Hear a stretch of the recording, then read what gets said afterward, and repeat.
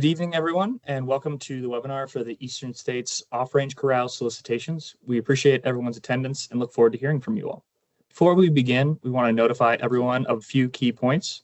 The evening will consist of 3 parts: a presentation about the Wild Horse and Burro program as a whole, presentation about acquisitions and navigating the proposal submission process, and a time for responding to relevant pre-submitted questions, as well as questions that you all may have submitted throughout the presentation.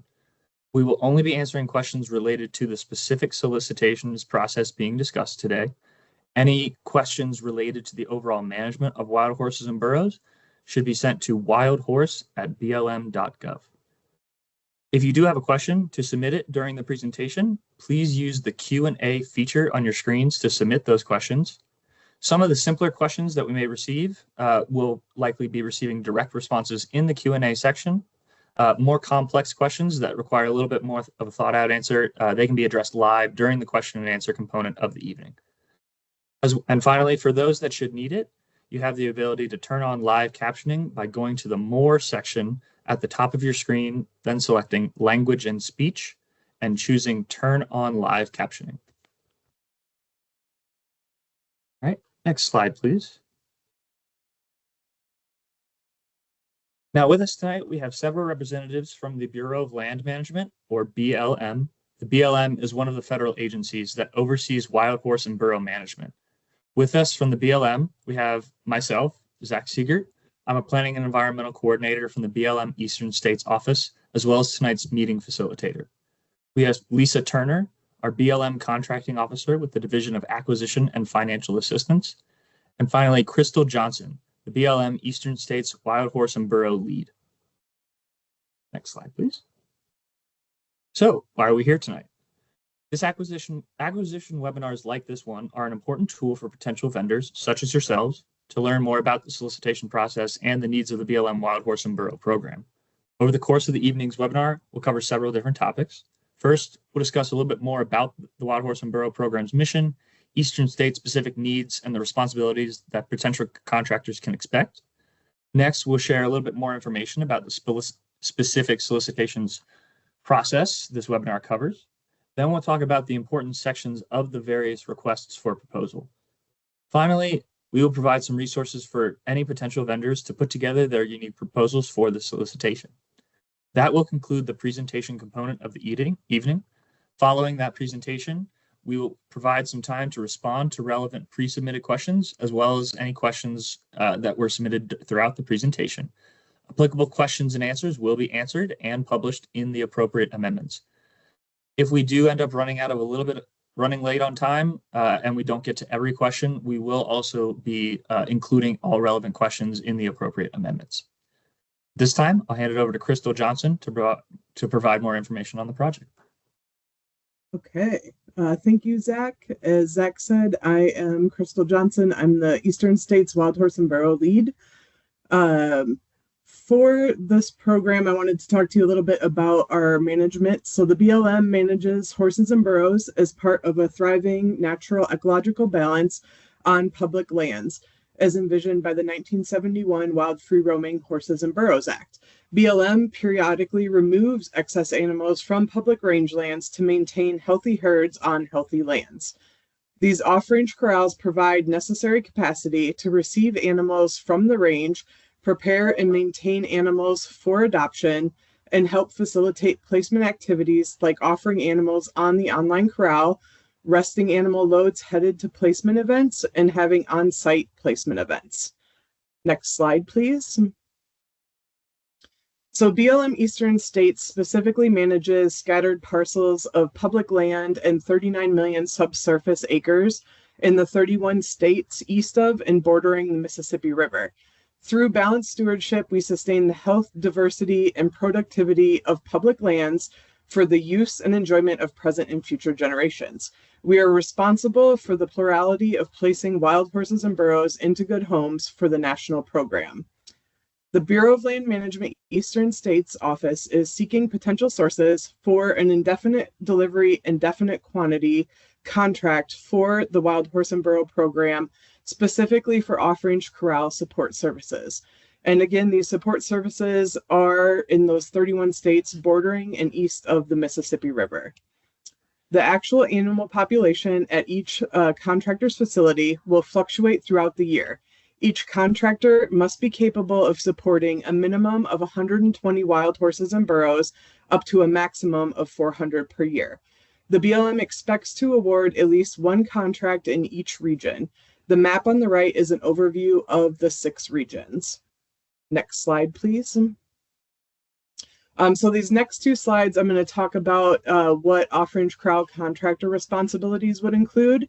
And so with these contracts, you would be providing all the necessary land, facilities, personnel, and supplies to perform several different tasks. So you would be maintaining and caring for wild horse and burros at that location. You would be responsible for loading, unloading, sorting, and separating those wild horses and burros when they arrive at the site. You would provide all the necessary feed, salt, mineral, and water that those animals require every day. You would also provide all of the corrals, loading chutes, and adequate facilities necessary to prepare animals for adoptions, sales, pickup by our partners, transfers, and shipment to other off-range pastures, corral locations, or to some of our BLM satellite events and locations. The prep work with those loads may include, but is not necessarily limited to, vaccinations, hoof trimming, deworming, castration, blood draws, and microchipping. Next slide, please. You would also be responsible for providing daily observation of the animals at your location and maintaining a record-keeping system that identifies the specific pen location, sex, age group, and quantity of animals. You would also provide animals for placement into private care through on-site events and preparing shipments to satellite event locations or partners. At times, it may be necessary to euthanize animals suffering from acute or chronic illnesses, injury, poor physical conditions, or lameness that cannot be treated, or animals that have a poor or hopeless prognosis for recovery. You would also provide personnel that are very familiar with the health requirements of equines, and those personnel should also have the knowledge, skill, and ability to safely handle and care for wild horses and burros. Now I will turn it over to Lisa Turner to talk more about the acquisition process.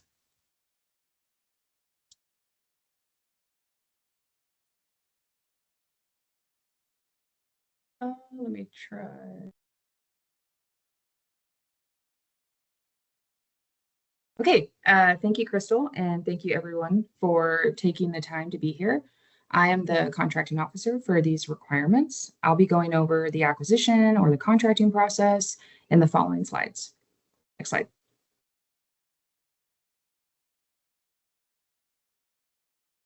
Crystal briefly touched on the contractor's responsibilities for this requirement. The responsibilities listed below highlight the government's responsibilities.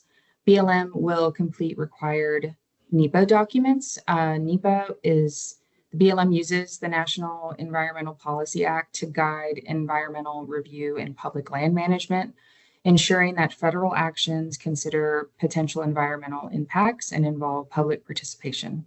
So anything that involves NEPA, BLM is definitely involved, as well as the contractor. There is also training that is required. The BLM, the Bureau of Land Management's Comprehensive Animal Welfare Program, or CAWP, it's a proactive program for protecting the welfare of wild horses and burros under the agency's management and protection. BLM will provide the training for this program. BLM also coordinates animal shipments. There may be additional responsibilities for BLM, and those will be communicated with all parties. Next slide. So these were the solicitations that were released on March 27th through SAM.gov. Each solicitation has a unique number for the specific group of states. For example, if you're in Kentucky, you will want to submit a proposal for 140L0126R0001. In the next slides, I will go over how to find these solicitations. All right, so getting into where to find these. So this is the first page when you get to SAM.gov. And there's a few ways to search for the solicitation. One option, and the option that I'm going to be showing, is selecting contracting opportunities. So right there where that pointer right there, you just want to click that. And then I think we can go to the next one. This area, then it will take you here. And then there's a few different selections you can make for the drop down or how it goes up.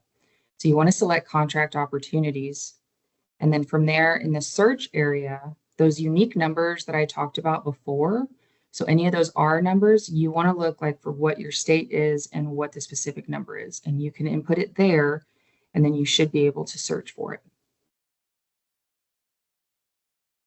Next. So in the results, so now it's been pulled up and it looks like there were 7 results, but you want to select the one that is exactly for your solicitation. So you'll notice also it has the proposal due date as kind of a highlight, but of course you'll get more information once you select the solicitation. Okay.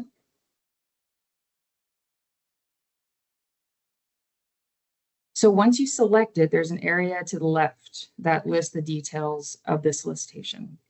When you select any of these, it will take you to the area on the page. But the big one you'll want to pay attention to is the attachments, which are located at the bottom. Okay.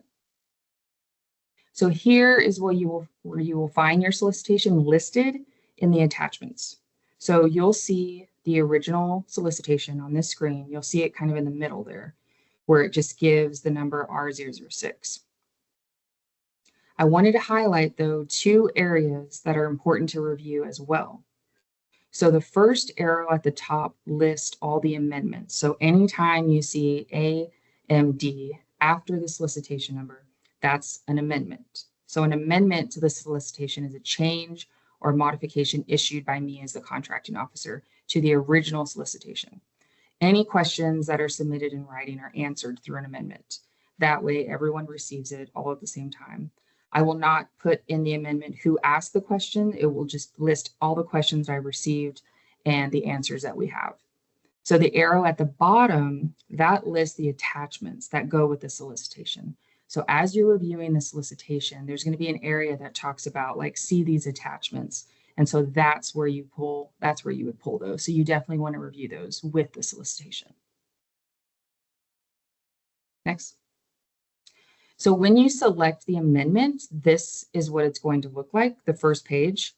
And it's very important that every amendment requires a signature. So when you open it and you're just like, oh, well, this doesn't pertain to me, or I don't really need to see this change, it's very important that you review it and sign it. So it acknowledges that you saw it, you acknowledge that it was there, and that you are just signing. So that is very crucial to submit as well.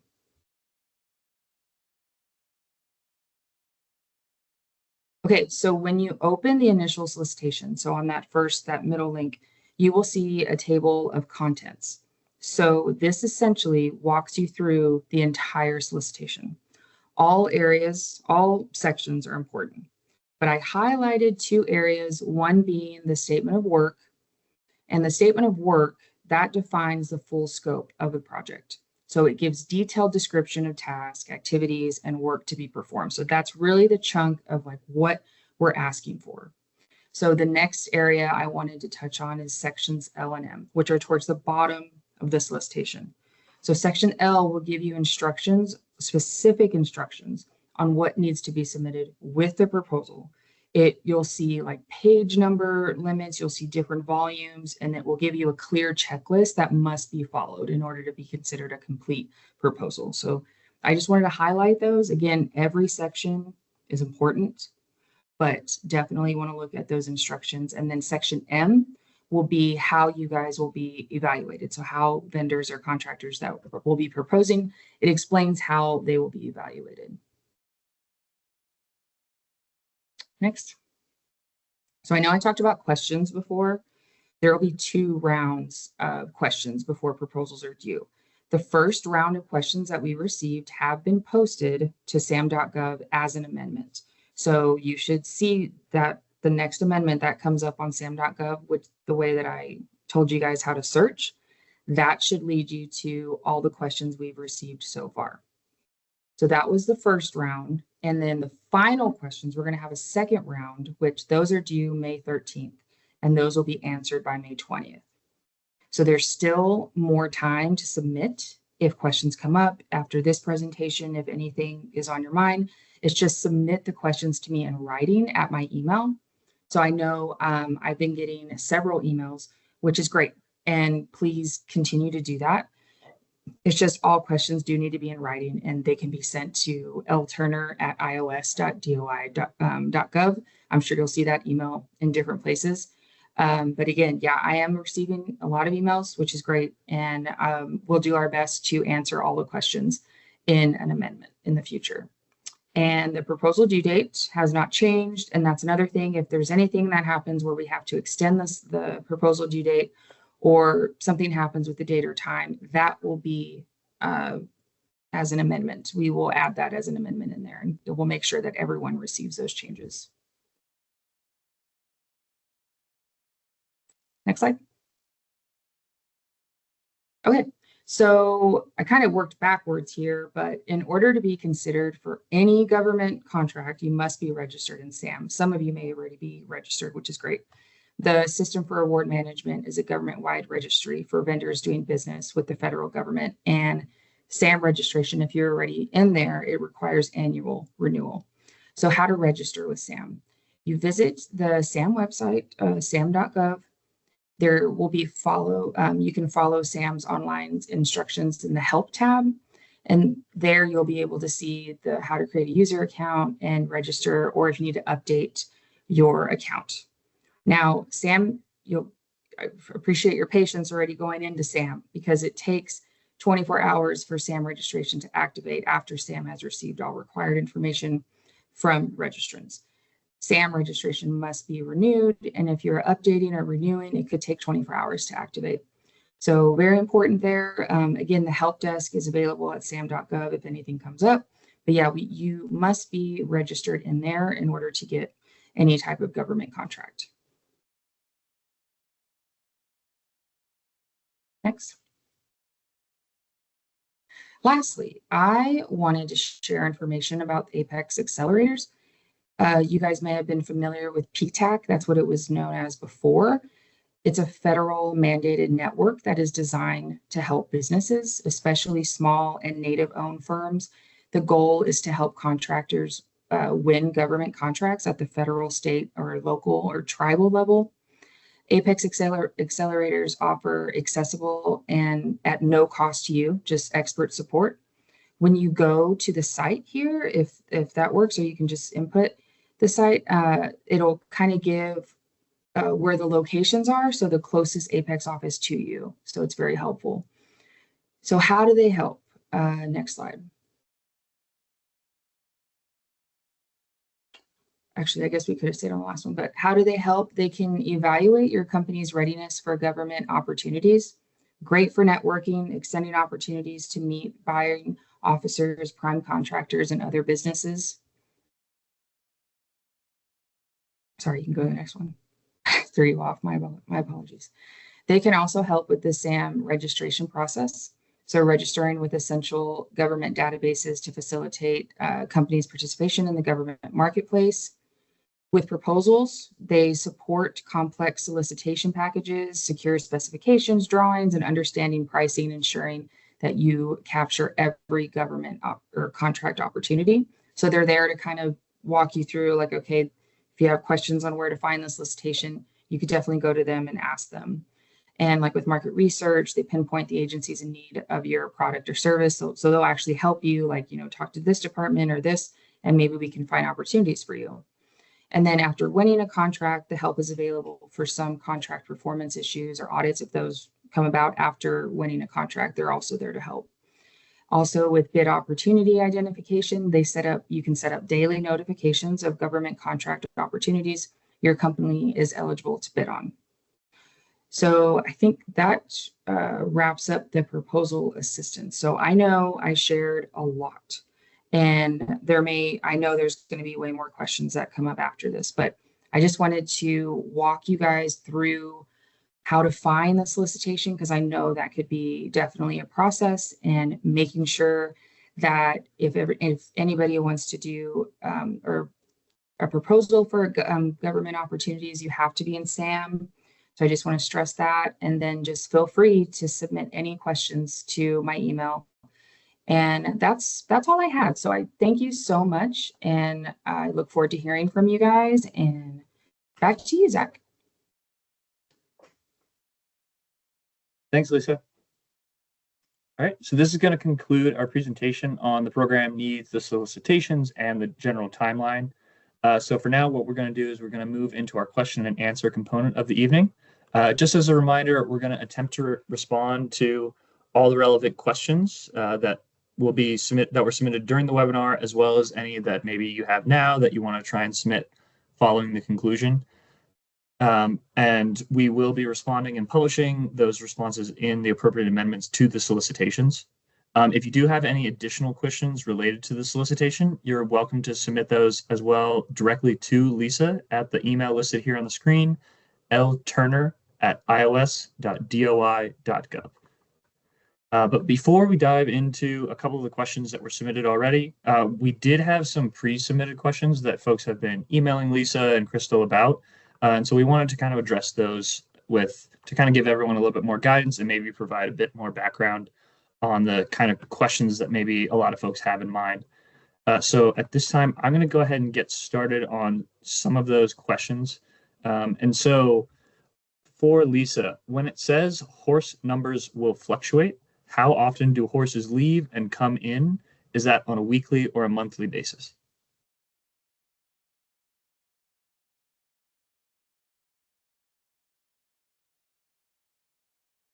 So I know the specifics. I don't know the specifics on when they will come in and out. Crystal, I know that we've touched on that. I don't think anything is set up to exactly know like this. They'll be coming in weekly or monthly. Right. But did you? Yeah. Yep. So the actual number of animals would fluctuate depending on our event schedules and online corral participation. And all of those animal loads would be coordinated with our national shipping coordinators. So you would know ahead of time when loads would be scheduled to come to the Off-Range Corral facility. And then when we would make requests for loads to go to other adoption events or corral or pasture locations.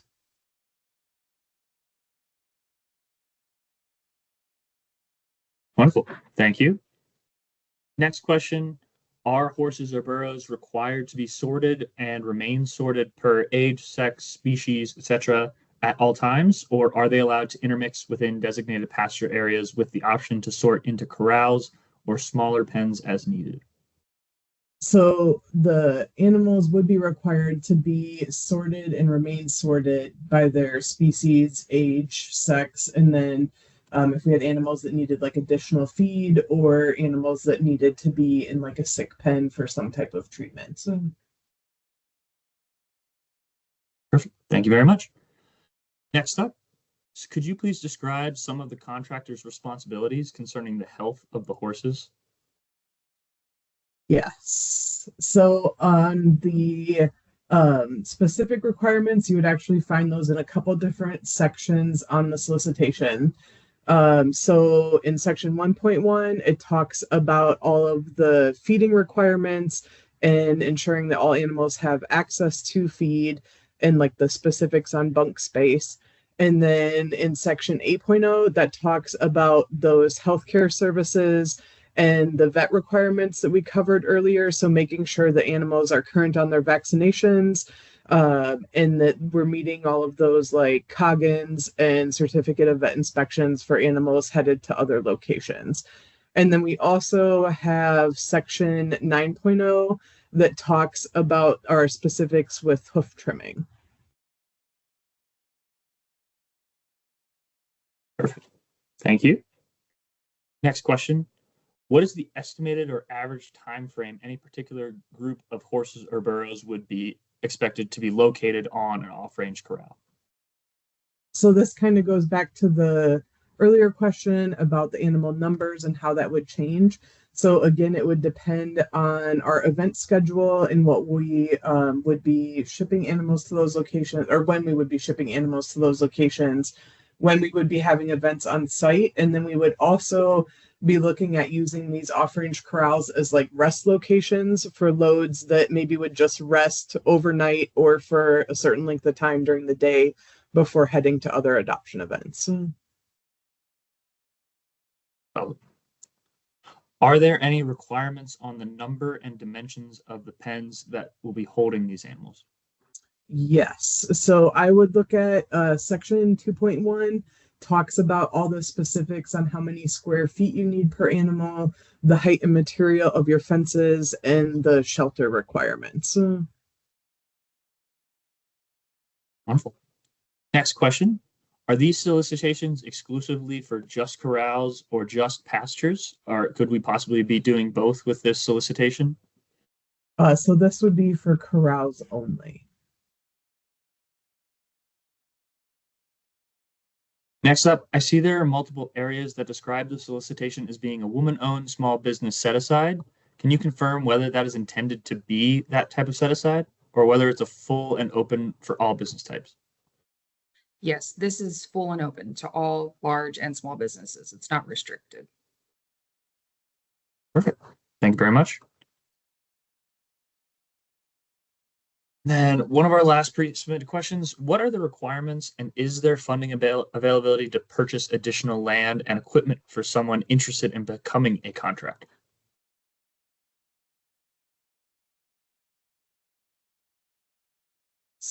So we do not have funding available for like the infrastructure or the maintenance of those facilities. Right. Thank you very much. So that kind of wraps up a lot of the pre-submitted questions that we had. And I see that we've gotten several comments that were submitted already. And so we will go ahead and start answering those. So first up, we had a question from John. Who asked, the minimum number of horses was listed as 120 horses at a facility. If horses are prepared for adoption or sale, would that be a separate task order, such as from the handling or training services? And if so, would the number of animals to be handled or trained in any given time frame be reduced? Would a smaller facility operation that might focus only on handling or training horses be eligible, or would it be a separate task order if such services would be required? For these specific solicitations, we're looking for corral facilities that can care for ungentled animals. So I would recommend if somebody has a smaller facility or is interested in training and gentling animals to look at our partnership with Forever Branded.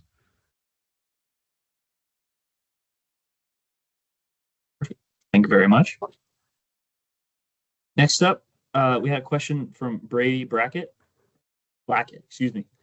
Is 400 the maximum number of animals in an award? If there is a single facility with larger capacity, will the BLM ever look at putting more in one location?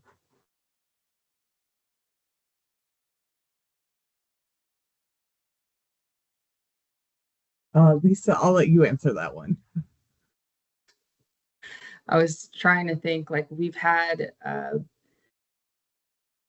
situations where I don't think there's been a situation where there hasn't been any horses on site, but I know that I think that just the capability of being there for 120 to 400. So, I mean, the numbers may drop, but we don't, if they drop, it's fine. It's not like, we're not going to say, okay, you can't go there because you're below 120. Like, I think that's how we've handled it, Crystal, but I could be off, but that's how we've done it.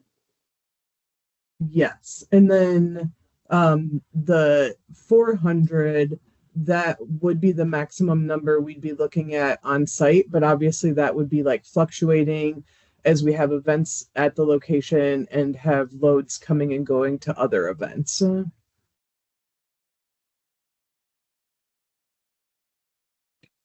Thank you both.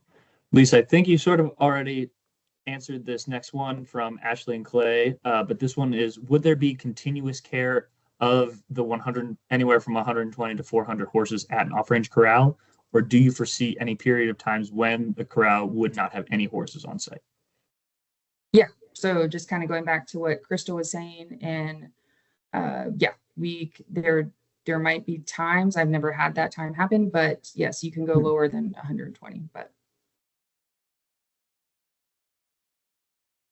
all right, thank you. Our next question is from Adele Wentz. Being a contractor, what funding opportunities are available? In other words, is there any kind of reimbursement offered to contractors? I'm assuming this is asking about any other funding opportunities outside of just the initial award.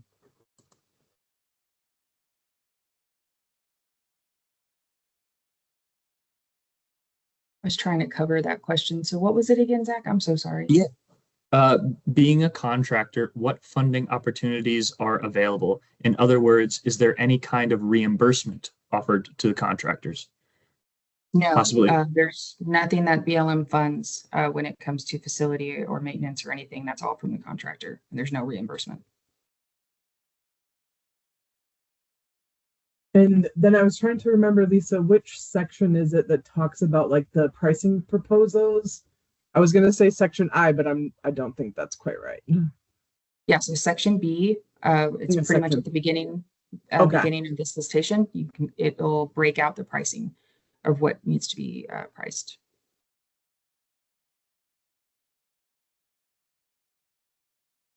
It does look, we also had another question from Jessica. I think this kind of got covered in the previous answers, but just to cover all our bases. Does this solicitation grant the funding to purchase the needed equipment to house the Mustangs and burros?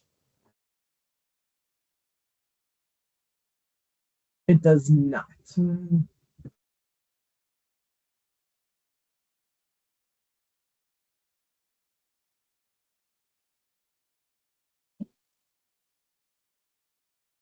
All right. Another question from Jessica we have. The numbers of the minimum number of animals from 120 to 400 animals was said to be annually in the slideshow. However, could you clarify if this is in fact at one given time? You have to accommodate essentially 120 to 400 equines at one given time. Is that correct? Yes. So good question. With those numbers, you would want to have a facility that could hold a minimum of 120 up to a maximum of 400 at one time. But then the specific animals would be fluctuating as we have placement events and different loads coming and going. Wonderful. Thank you for that. I do see that we have a hand raised from Tanya Kennard. Tanya, I'm going to go ahead and bring you off mute. If you would like, you can unmute yourself now and ask your question.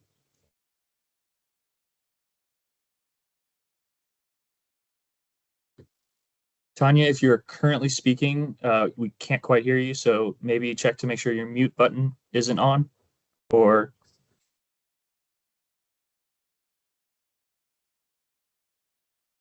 All right, Tanya, we still haven't been able to hear, but if you would like, you can please type your question into the Q&A section, and we might be able to answer it that way.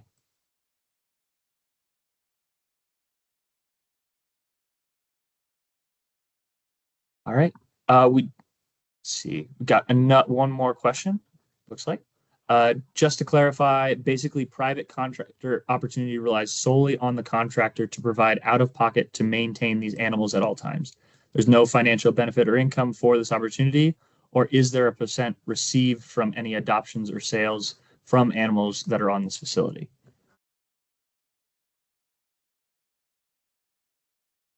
So on, okay, I can see how maybe folks might be confused a little bit. So we wouldn't be able to fund for people to build out their infrastructure or maintain their facilities, but part of the pricing proposal that people submit should cover what they estimate their costs to be for all of the feed and care associated with the animals on site.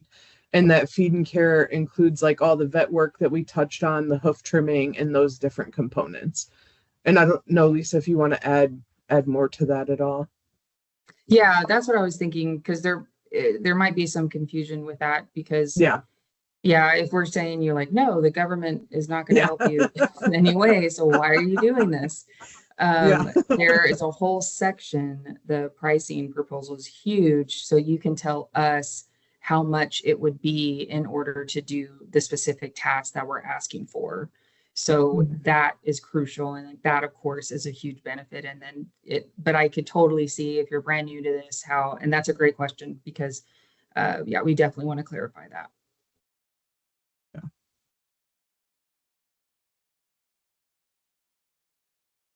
Another question, we have a question from Joey Anderson. Is there a time frame to expand existing corrals if a contract is awarded?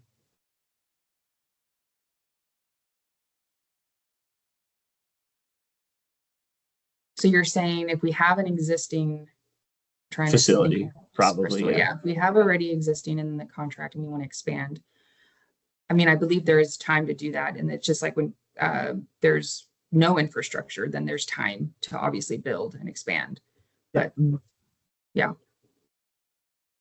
And that's where we would verify, like when you submit your proposal, if there's a piece that you don't have existing on the ground, you would describe what that would look like.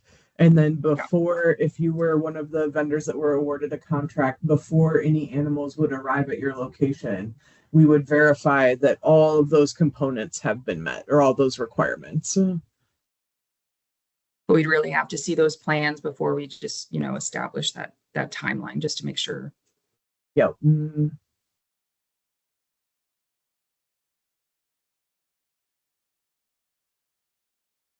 That has currently brought us to the end of the questions that we've received so far. I don't want to cut anyone off in case they're still typing a question. But while I let some folks just like finalize any parting thoughts, Crystal or Lisa, were there any go backs that potentially you wanted to reiterate while we still have folks online? I did not have anything, Crystal. The one thing I was just thinking, which we usually get questions on, but I haven't seen any yet, is on like the timing. So with our like NEPA review and all the steps that follow the proposal submission, I don't know if you want to share some of like what that actually looks like. As far as like the timing, yeah. Yeah, or if we want to include that in like the amendments. Yes, that's definitely something I would include in the amendments, since it kind of breaks down a whole process. So I just want to make sure that we get that right. But that, of course, that can be included in an amendment, so we can explain that. Perfect. So luckily we did end up getting more questions in that time. I have two questions. I did have two questions here that look like I believe, are covering a relatively similar question. Jessica was talking about the included cost versus everything, asking, so should the proposal be for the inclusion of equipment, facility layout, and cost for the animals' care annually? And then John, in a similar question asked, so to be clear, the offerer cannot put into his FER pricing the mechanism for the cost of establishing the necessary corral infrastructure. The offerer must already have that infrastructure in place. Is that correct? Okay, so on John's question, you do not need to have an infrastructure in place. You could say, I have land and this is my plan for the infrastructure, but you do not need to have something already in place. And for the cost, when you are doing your pricing, you can't include anything to get that infrastructure going. We cannot add that in the pricing. It would just mainly be, for example, the feed and care for the horses, if there's any hoof trimming or vet services, those are the things that can be priced or what can be estimated. But as far as anything that goes with, bringing up the facility, then it can't be included. And then, so should the proposal be for the inclusion of equipment? Yeah, no, just for the animals. Okay. It sounds, Lisa, kind of put another way, you can maybe have the land and not have the infrastructure and submit a proposal for the care and then construct the infrastructure while you're preparing for it. But that cost just wouldn't be included in the proposal itself. Does that kind of make sense? Yes. And there is an area, I'm trying to think of how it's worded in there, or how, but there's an area that talks about the requirements that we would need for the land, and for kind of, if you do have something, that's going to have to follow certain criteria. And then we ask, that's part of the proposal, that's part of some of the submission, is that you just want to make sure on those instructions, sections L and M, that we are covering like everything. Like if I have the facility and land, then here's everything that goes along with that. So that would definitely be under review. But yeah, just like you said, Zach. Looks like we now have two questions talking specifically about medical care for horses. The first one, would there be additional funding if the Mustang or the burro had an emergency issue requiring unforeseen medical care? The way these solicitations specifically work, we look at offering up to like $350 per year per animal to cover all of our required vet costs and then any potential emergencies. Okay. That likely also kind of answers what this next question would be. How are we supposed to estimate vet bills, such as if there's a colic, would we do colic surgery if needed, or would we put the animal down? So we, on our end of things, we have a specific instruction memorandum, which is like our policy guiding all of our animal health care, and that is included in Section 8 of the solicitation. So you would want to refer to that because it talks about like the different euthanasia criteria and how we would look at treating those animals as well.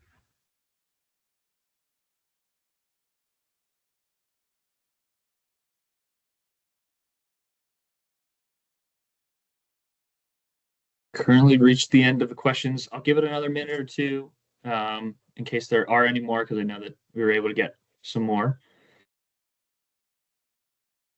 But I will also say that if you do come up with questions later, you are free to, again, that's why we have Lisa's email up here. Additionally, there is likely some that may be covered in future amendments as well.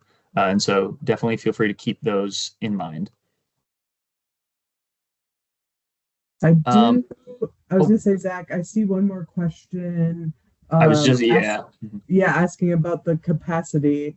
And what we're looking for is that minimum of being able to hold 120 animals on site up to 400. And those numbers would, fluctuate throughout the year. Sure. Yeah, I think that was the biggest thing I wanted to hit on again, because it seems like there's a lot of capacity questions about if we have the max, if we have over the max, or, we're just really looking for 120 to 400. Could it be lower than 120? Yes. But that range, like if you were to propose on it and say, well, I can't hold 120, but I can hold 90, or like, you have to be able to hold that amount. It just because at any given time, you could be giving those animals. And then if there's a max, then we wouldn't just necessarily, put horses somewhere else or put the animals somewhere else because they can hold more, or it's just, there's a whole criteria that we follow. And obviously there's more information, there's specific information in the solicitation. So as long, once you get in there, you'll be able to see that. But yeah, 120 to 400. Yeah. So kind of stating that even though there might not technically be exactly 120 on a facility at one time, you will always need to have the capacity to have at least the 120. And then I was just going to add that it's Section 2.1 when you're looking at those solicitation documents that talk about all of the specifics on the facility end. So like what type of fencing we require, the minimum square feet per animal, shelter requirements, all of those details are in there. I could read it to you all, but it's a few pages, so. We had Shank Collins with a very good question. Will government shutdowns affect payments, and what are the payment terms?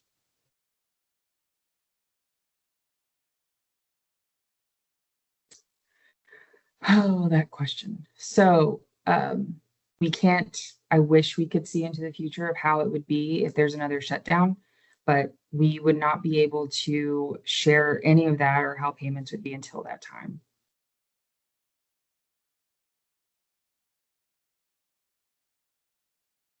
Hopefully it never happens again, but yes. Fingers crossed. Yeah. Do you, Lisa and Crystal, did you have any experience during this most recent shutdown last fall? Was there anything going on that maybe you could talk about what happened then, or was there just no solicitations at that time?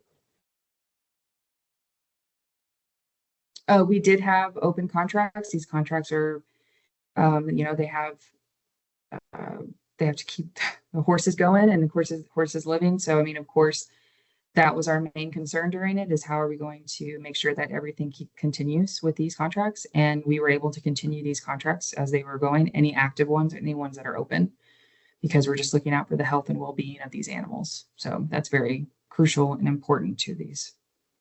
But again, things change, things are moved around, but obviously that's our main goal, is to just keep the horses healthy. And yeah, that's what we're mainly doing.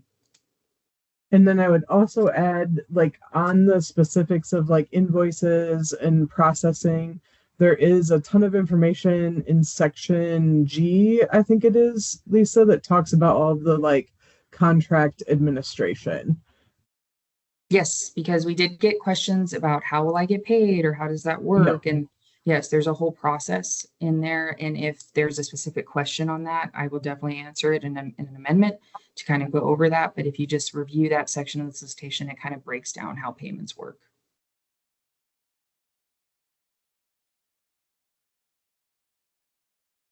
Looked like we had one hand raised, but hopefully we can hear them. Right. Before we hop into that one, we did have one more written question. For vaccinations and hoof care, how would you factor in the cost of a padded hydraulic tilt chute? Good question. So that is actually something that we provide. And you will see like the specifics on that in section 6. And so we provide the hydraulic squeeze chutes for these facilities. Wonderful. All right. And then we saw that Diane Delano had their hand raised. So Diane, you should be able to unmute yourself and speak now, if you can. Hello, can you hear me? Yes. Okay, hi there. I'm in Florida, so I was wondering, will facilities look into the prisons like they did in Colorado or in Hutchinson? I know some of those programs have shut down out west. Are the BLM interested in opening up facilities in the east at facilities like that? Right now, we don't have any information specifically with the prisons, but Okay. yeah, if something did come up, or if there was another specific question towards that, then we would try to get that to you. But right now, there's nothing that we've discussed. So with prisons. Okay. Okay. Are they to get in touch with you if so? I know they do thoroughbreds in Ocala with the prison. Oh, okay. Yeah, they could reach out if they would like, and we can go over that if they have any questions for that prison. Okay. But yeah. All right. Thank you. Yeah, thank you. Thank you, Diane. Before we get to two other folks with their hands raised, we did get another question in the chat that I think would be definitely helpful from Adele. If we're not able to become a contractor at this time, but we are in possibly the near future, will there be other opportunities? Always a good question. There's a lot of variables in like when we're able to open these types of solicitations. So I would recommend, checking SAM.gov to see what contracts we do have available. And then we also have funding opportunities site on our BLM.gov website. Next up, we have a question, looks like from Darlene Stevenson. So Darlene, you should be able to unmute yourself and speak at this time. Yeah, can Crystal reiterate what she said about the hydraulic chute? Yes, so the hydraulic squeeze chute would be something that the BLM provides, and like you can see the specifics on that let me get to that section of the solicitation again. 6.0 talks about government furnished property. Okay. And then one more question. Would we be having adoption events? Yes, so the expectation is that these facilities would have on-site events. We could also be offering animals on the online corral. They may serve as rest stops for loads headed to other placement events. Yes. So if we have adoption events, are we going to have a dedicated BLM staff member to do it? We'll be doing it virtually, I suppose, I or feel will like they be coming in? so. I think all those details we would probably line out when we're working on our event schedules. Okay.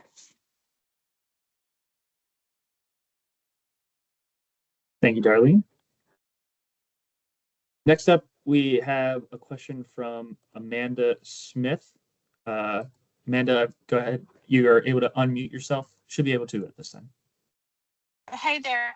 Thank you for taking the time for all our questions. I just saw quickly on the slideshow of like the areas that you're looking for, and I did not see North Carolina. Was that not one of them? Let's see here. North Carolina should be part Yes, of. it's in Region 1.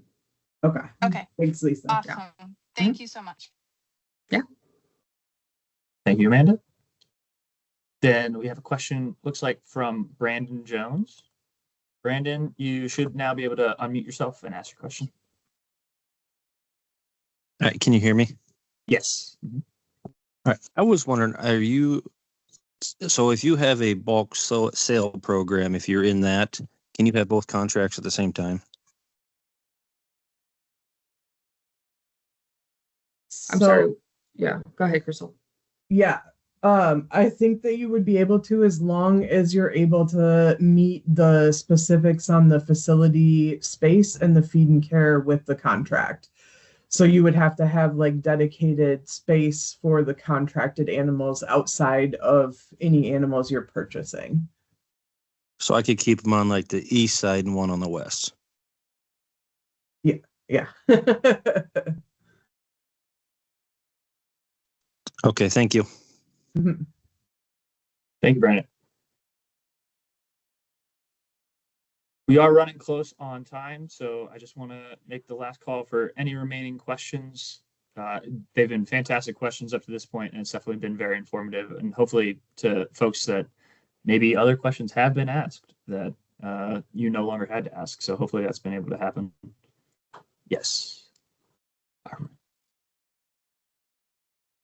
So Josh, okay, you should be able to unmute yourself now.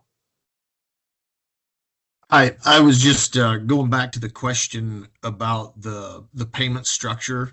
How often would payments come in, and what would that look like? Yeah, so we would definitely be able to get into more of those details. If that's a question that you want to have, that we'll definitely get it for an amendment. That way we share it with everybody. And just if you want to take a look in that section in the solicitation, that kind of breaks that down. I don't know if it'll have, I'm trying to think of what it looks like, but yeah, after you review that, and then there's, we can definitely send that out. Okay, thank you. Thank you, Josh. And that's all under section G when you're looking at those solicitations about the contract administration.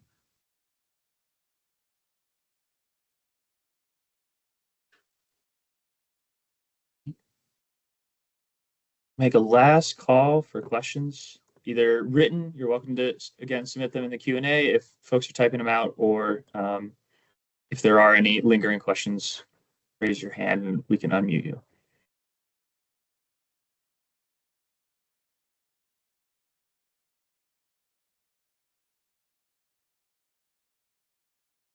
It looks like we've probably run out. And so with that, I'm going to go ahead and we can kind of close this out. Again, thank you everyone for your questions. We will, if you do have any questions, feel free to direct them towards Lisa, as well as any additional ones would be addressed in those amendments. And then any final passing words from Lisa or Crystal? I would just say thank you for hopping on to learn more about this or these solicitations. Yes, thank you. Really appreciate you guys took the time. So just again, my email, just shoot me anything that you got.